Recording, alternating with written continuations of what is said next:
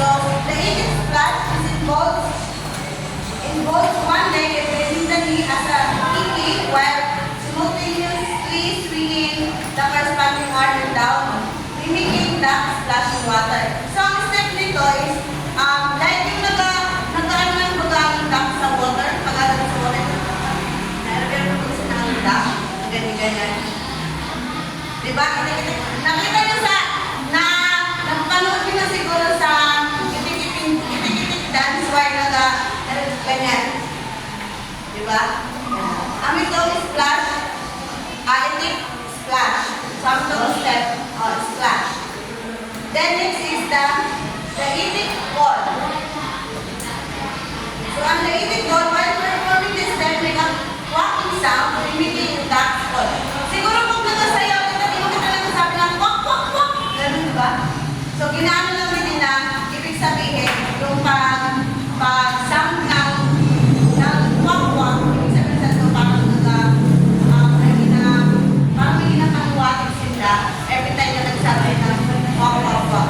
Bakit kaya nagsali dito yung no? Di mo lang itong ginagamit dito sa dance? Wak, wak, wak. Magandang bakit ako nasayaw dito sa ano?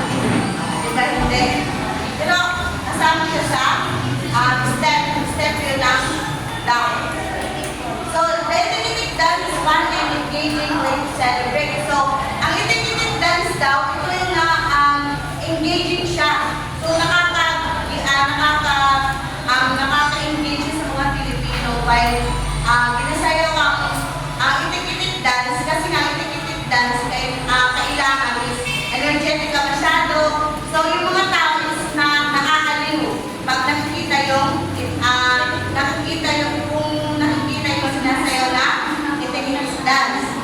So, it's popular choice for school performance. Siyempre, pag buwan ng wika, isasayaw din natin ito, itik-itik dance. Then, the community events and social gatherings. So, sa mga, may mga events like sa iba na mga lugar, diba? Minsan, pinapaperform ang itik-itik dance. Then, the dance is easy to learn and can be enjoyed by people of all ages. So, ang itik-itik dance, hindi naman siya mahirap gawin. Hindi siya mahirap sayawin kasi nga, simple lang naman yung action niya.